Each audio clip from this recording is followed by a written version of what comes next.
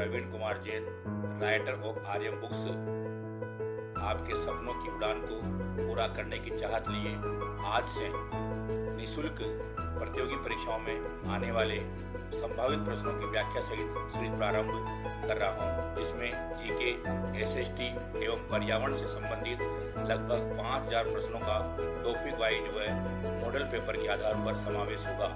मेरे इस YouTube channel को सब्सक्राइब कर वीडियो को लाइक अवश्य करें तथा बेल आइकन को क्लिक करें ताकि सभी प्रश्न आप तक यथा समय पहुंच सके। आज का हमारा टॉपिक है स्थानीय शासन एवं पंचायत राज व्यवस्था। हम प्रारंभ कर रहे हैं। पहला क्वेश्चन है, स्थानीय शासन व्यवस्था को सर्वप्रथम दक्षिणी भारत में किस वंश के शासकों ने संरक्षण दिया? पहला ऑप्शन है राष्ट्रकूट वंश, दूसरा है पल्लव वंश, तीसरा है चालुक्य वंश, चौथा है चोल वंश। इसका सही उत्तर है चोल वंश। क्वेश्चन नंबर 2 है, मुगल काल में ग्राम का मुखिया कौन होता था? पहला ऑप्शन है मुकदम, दूसरा ग्रामिक, तीसरा ग्रामणी, चौथा पटेल। इसका सही आंसर है मुकदम। यह ग्राम का प्रमुख होता था, जबकि ग्रामिक और ग्रामणी, ग्रामिक मौर्य काल में और ग्रामणी वैदिक काल में ग्राम के प्रमुख होते थे। लॉर्ड रिपन ने स्थानीय शासन के अंतर्गत किसका उल्लेख नहीं किया? जिला बोर्ड, न्याय पंचायत, ग्राम पंचायत, अंचल पंचायत। इसका सही आंसर है अंचल पंचायत का इन्होंने उल्लेख नहीं किया था। आपको पता होगा कि लॉर्ड रिपन को भारत में स्थानीय शासन का जनक कहा जाता है। इनके द्वारा 1882 में स्थानीय शासन के संदर्भ में जो सुझाव दिए गए थे, उन सुझावों को स्थानीय शासन का मैग्ना कार्टा कहा जाता है। क्वेश्चन नंबर 4 है, किस अधिनियम के अंतर्गत सर्वप्रथम स्थानीय स्वशासन को वैधानिक स्वरूप प्रदान किया गया? 1773 का अधिनियम, 1909 का अधिनियम, 1919 का अधिनियम और 1935 का अधिनियम। इसका सही आंसर है 1919 का अधिनियम। क्वेश्चन नंबर 5, यदि गांव नष्ट होते हैं तो भारत नष्ट हो जाएगा, यह कथन किसका है? पहला ऑप्शन है महात्मा गांधी, दूसरा जवाहरलाल नेहरू, तीसरा BR अम्बेडकर, चौथा मोहनलाल सुखाड़िया। इसका सही आंसर है महात्मा गांधी ने यह कथन कहा था। क्वेश्चन नंबर 6 है, राजस्थान में पहली रियासत कौन सी थी जिसने ग्राम पंचायत अधिनियम पारित करके ग्राम पंचायतों को सर्वप्रथम संवैधानिक स्वरूप प्रदान किया था? पहला ऑप्शन है बीकानेर, दूसरा नागौर, तीसरा भरतपुर, चौथा करौली। इसका सही आंसर है बीकानेर रियासत। आपको पता होगा कि 1928-29 के अंदर सबसे पहले बीकानेर रियासत के अंदर ग्राम पंचायत अधिनियम पारित किया गया। उसके बाद जयपुर रियासत में 1938 में दूसरा अधिनियम पारित किया गया। जयपुर के बाद सिरोही, भरतपुर एवं करौली रियासतों में भी ये अधिनियम पारित किए गए थे। आजादी के बाद करौली रियासत में सबसे पहले यह अधिनियम पारित किया गया था।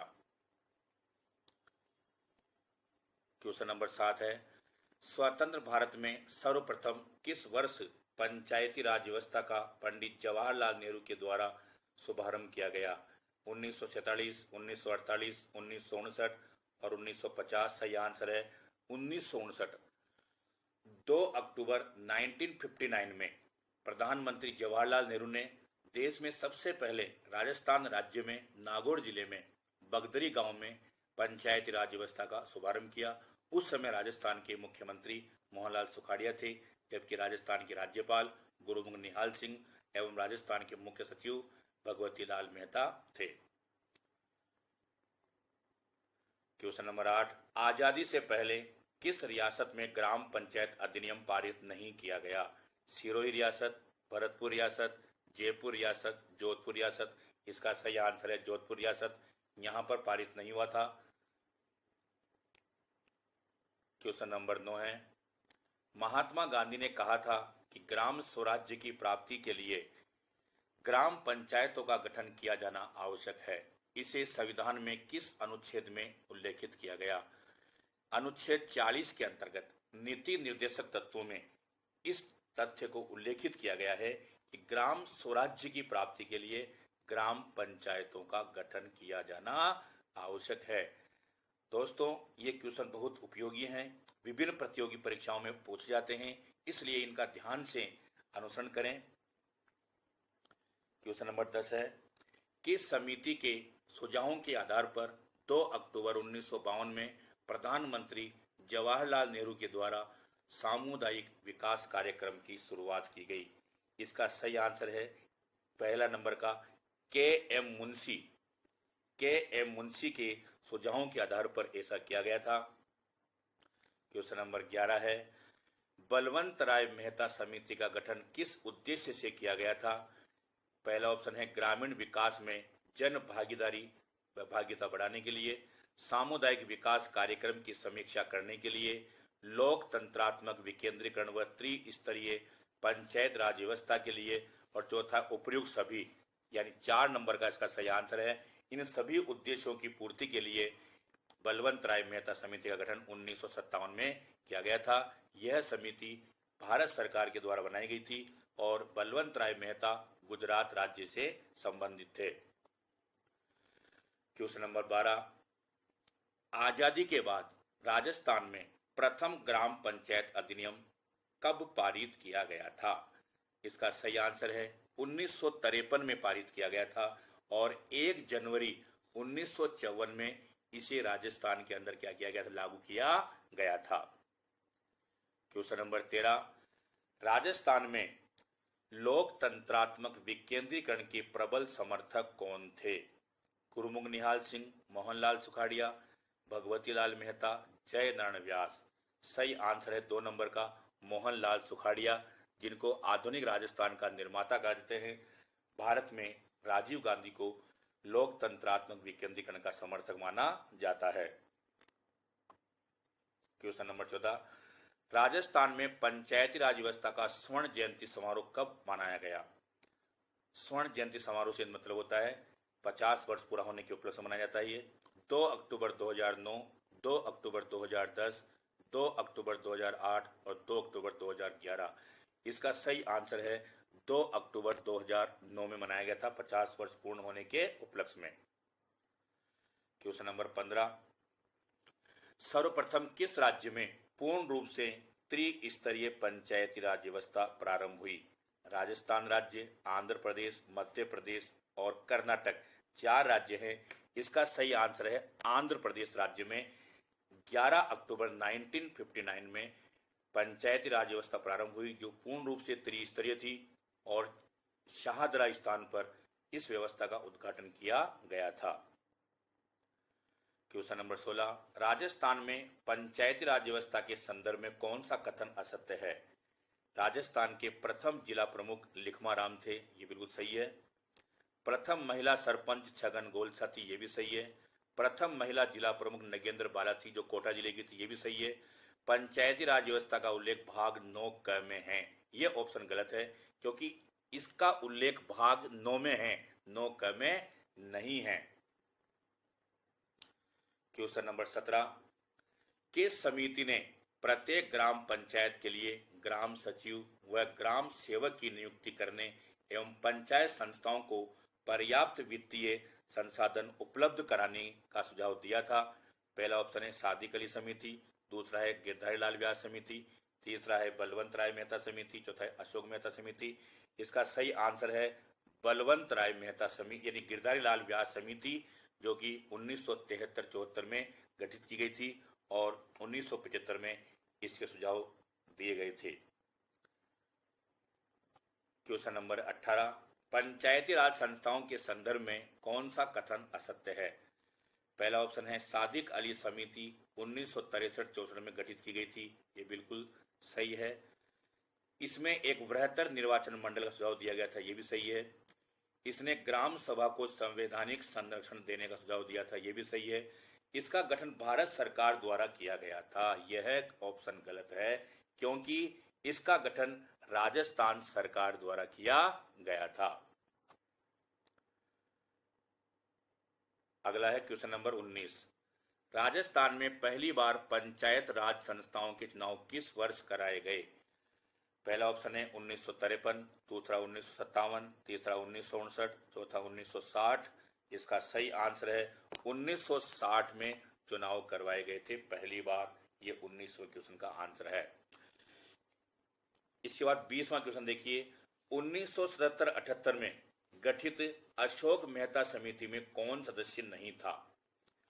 कपूरी प्रसाद, प्रकाश सिंह बादल, बलवंत सिंह मेहता और नंबूरी पाद। इनमें बलवंत सिंह मेहता सदस्य नहीं थे, यानी 3 नंबर का ऑप्शन सही है इसमें, बलवंत सिंह मेहता। क्वेश्चन नंबर 21, अशोक मेहता समिति ने जो सुझाव दिए थे उनमें से कौन सा सुझाव शामिल नहीं है? त्रिस्तरीय राज्य पंचायत राज व्यवस्था। यह ऑप्शन गलत है क्योंकि इस समिति ने 2 स्तरों की बात कही थी, द्विस्तरीय व्यवस्था की बात कही थी, इसलिए यही गलत है, इसलिए हम यहाँ पर टिक लगा देते हैं। आगे और पढ़ लेते हैं। न्याय पंचायत को विकास पंचायत से अलग रखा जाए, ये सुझाव दिया था, सही है। पंचायत समितियां कार्यकाल 4 वर्ष हो, ये भी सही है। पंचायती राज संस्थाओं के लिए एक चुनाव आयुक्त, एक मंत्री तथा अनुसूचित जाति व जनजाति के लिए आरक्षण की व्यवस्था, सभी ऑप्शन सही है, केवल पहला वाला गलत है, इसने 2 स्तरों की बात कही थी। क्वेश्चन नंबर 21 के बाद क्वेश्चन ये पहला वाला। अब क्वेश्चन नंबर 22, बलवंत राय मेहता व अशोक मेहता समिति में कौन सा अंतर है? पहला है, बलवंत राय मेहता समिति ने त्रिस्तरीय जबकि अशोक मेहता समिति ने 2 स्तरीय पंचायत राज व्यवस्था का सुझाव दिया था, बिल्कुल सही है। बलवंत राय मेहता समिति ने पंचायत समिति पर विशेष बल दिया, जबकि अशोक मेहता समिति ने जिला परिषद पर विशेष बल दिया, ये भी सही है। तीसरा है, बलवंत राय मेहता समिति ने पंचायत समिति को विकास का केंद्र माना, लेकिन अशोक मेहता समिति ने जिला परिषद को विकास का केंद्र माना। यह तीनों ही ऑप्शन सही है, इसका मतलब इसका उत्तर आएगा 4 नंबर, उपयुक्त सभी वाला सही आंसर आएगा।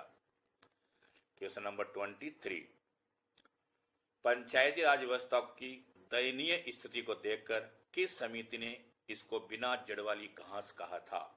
4 ऑप्शन है, राव समिति, सिंधवी समिति, मृदा समिति और संथानम समिति। इसका उत्तर है राव समिति। कौन सा ऑप्शन है? राव समिति और सिंधवी समिति। सही ऑप्शन है राव समिति, पहला वाला ऑप्शन सही है इसका। और 1985 में इस समिति का गठन किया गया था। क्वेश्चन नंबर 24, सिंधवी समिति के सुझाव में शामिल नहीं है। पहला, पंचायती राज संस्थाओं को संवैधानिक मान्यता देने तथा एक नया अध्याय जोड़ने की बात कही, ये बिल्कुल सही है। पंचायत राज संस्थाओं के नियमित, स्वतंत्र व निष्पक्ष चुनाव करवाए जाए, ये भी सही है। ग्राम न्याय पंचायतों का गठन किया जाए तथा ग्राम सभा पर महत्व दिया जाए, जिसे प्रत्यक्ष लोकतंत्र की मूर्ति बताया, ये भी सही है। चतुस्तरीय पंचायती राज व्यवस्था का प्रावधान, यह ऑप्शन गलत है क्योंकि इसने त्रिस्तरीय पंचायती राज व्यवस्था की बात कही थी, तो ये चौथा ऑप्शन क्या है, इसका गलत है। क्वेश्चन नंबर 24 हो गया। क्वेश्चन नंबर 25 देखिए, किस समिति ने यह सुझाव दिया कि पंचायती राज संस्थाओं के चुनाव, उनके विघटन एवं उनके कार्यों से संबंधित जो विवाद उत्पन्न होते हैं उनके निस्तारण के लिए न्यायिक अधिकरणों की स्थापना की जाए? ये कौन सी समिति ने कहा था? सिंधवी समिति, थुंगन समिति, संथानम समिति और मृदा समिति। इसका सही आंसर है सिंधवी समिति ने यह कहा था, जो 1986 में गठित की गई थी। पंचायती राज व्यवस्था को संवैधानिक संरक्षण देने का समर्थन किसने किया? किस प्रधानमंत्री ने किया? पहला ऑप्शन राजीव गांधी, दूसरा वीपी सिंह, तीसरा पीवी नरसिम्हा राव, चौथा अटल बिहारी वाजपेयी। इसका सही आंसर है राजीव गांधी। यह इस लोकतंत्र ने संवैधानिक संरक्षण देने के साथ साथ लोकतंत्रात्मक विकेंद्रीकरण के भी भारत में समर्थक थे राजीव गांधी, और इन्होंने प्रधानमंत्री के पद पर जब काम किया था उस समय इसको संरक्षण देने के लिए 64वां संशोधन अधिनियम लाया गया था, लेकिन उस समय ये प्रधानमंत्री नहीं थे, और जिस समय ये 73वां संविधान संशोधन अधिनियम पारित हुआ उस समय इनकी मृत्यु हो चुकी थी। तो ये 26वां, अब 27वां क्वेश्चन है, 73वां संशोधन अधिनियम किस प्रधानमंत्री के शासनकाल में पारित किया गया? इसका सही आंसर है राजीव गांधी गलत है, वीपी सिंह गलत है, पीवी नरसिंह राव सही आंसर है इसका। 3 नंबर का ऑप्शन सही है। इनके समय में ये पारित हुआ था। उस समय भारत के राष्ट्रपति शंकर दयाल शर्मा थे। दिसंबर 1992 में 73वां संशोधन अधिनियम संसद ने पास किया था और 24 अप्रैल 1993 में इसे भारत में लागू किया गया। राजस्थान में 23 अप्रैल 1994 में इस 73वें संशोधन अधिनियम को लागू किया गया था। 28वां क्वेश्चन है 73वां संशोधन अधिनियम 1993 में किन क्षेत्रों में लागू नहीं किया गया? जम्मू कश्मीर व मेघालय, मिजोरम व नागालैंड, दिल्ली, मणिपुर के पर्वतीय क्षेत्र और पश्चिम बंगाल के दार्जिलिंग क्षेत्र में, उपरोक्त सभी में। यह चौथा ऑप्शन जो है ये उपरोक्त सभी ऐसे क्षेत्र हैं जहां पर 73वां संशोधन अधिनियम लागू नहीं किया गया था और भारत के 17 राज्यों ने इस 73वें संशोधन अधिनियम को क्या दी थी का अनुमोदन किया था या मंजूरी प्रदान की थी। तो उत्तर 4 हो गया इसमें। 73वें संविधान संशोधन लागू होने के बाद सर्वप्रथम किस राज्य में इसके अनुसार पंचायती राज व्यवस्था प्रारंभ की गई?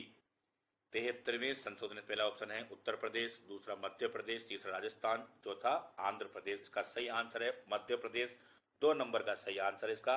यहां पर 73वां संशोधन लागू होने के बाद सबसे पहले इसी आधार पर पंचायती राज व्यवस्था प्रारंभ की गई थी। 30वां क्वेश्चन है राजस्थान में पंचायती राज व्यवस्था के किस स्तर को डायरेक्टरी व्यवस्था भी कहते हैं? 2 नंबर सही आंसर है पंचायत समिति को कहते हैं, डायरेक्टरी व्यवस्था के नाम से जानते हैं। और 73वें संशोधन में ऐसा प्रावधान किया गया था पंचायत समिति के प्रमुख और उप प्रमुख का चुनाव करने के लिए पंचायत समिति के निर्वाचित सदस्यों की व्यवस्था की गई थी। क्वेश्चन नंबर है 31 पंचायती राज संस्थाओं में महिलाओं के लिए 50% आरक्षण का प्रावधान को केंद्र सरकार द्वारा कब मंजूरी दी गई? इसका सही आंसर है 27 अगस्त 2009 में। तो जिसमें 27 अगस्त 2009 है जब केंद्र सरकार ने इसको मंजूरी दी थी। राजस्थान सरकार ने 11 अप्रैल 2008 में मंजूरी दी थी। राजस्थान सरकार अगर पूछा जाए तो 1 नंबर आएगा और केंद्र सरकार आए तो 27 अगस्त 2009 आएगा, क्योंकि 50% आरक्षण को न्यायालय ने रोक लगा दी थी, इसलिए बाद में केंद्र सरकार ने इसको मंजूरी दी थी। क्वेश्चन नंबर 32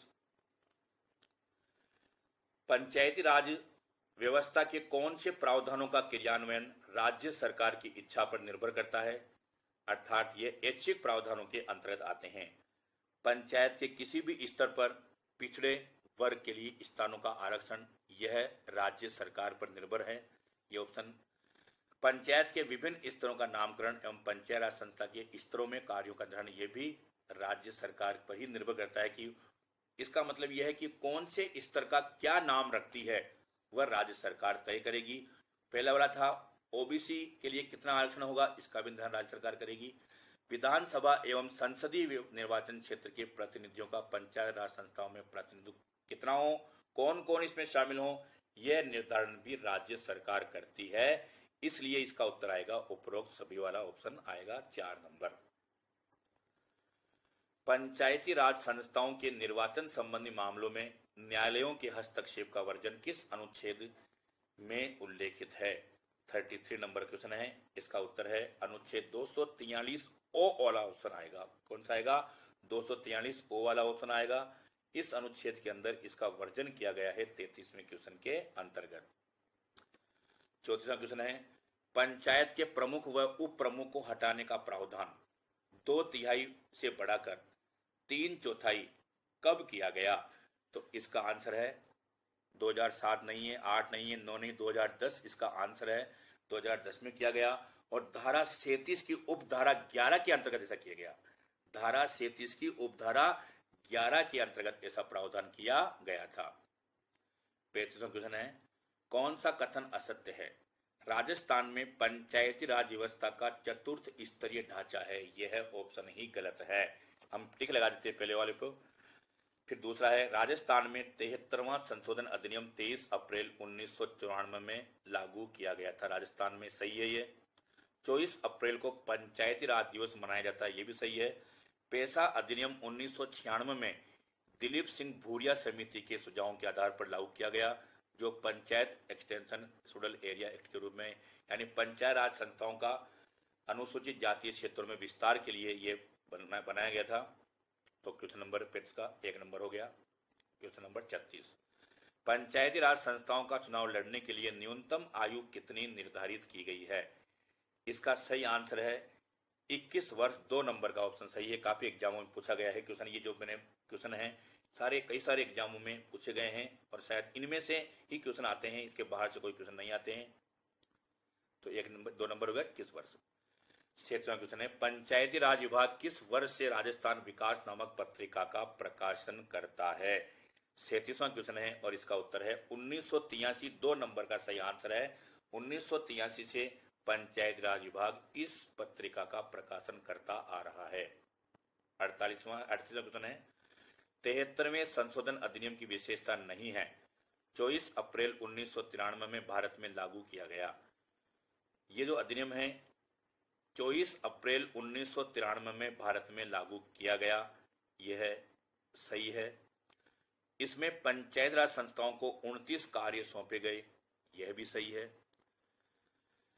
इसे राज्यों के द्वारा 1 वर्ष में लागू करना आवश्यक था, यह भी सही है। राज्य निर्वाचन आयोग का प्रावधान अनुच्छेद 243 ज के अंतर्गत किया गया, यह ऑप्शन गलत है, क्योंकि इसका प्रावधान अनुच्छेद 243 अंग्रेजी में के और हिंदी में ट के अंतर्गत किया गया था, यानी 4 नंबर का ऑप्शन इसका आएगा।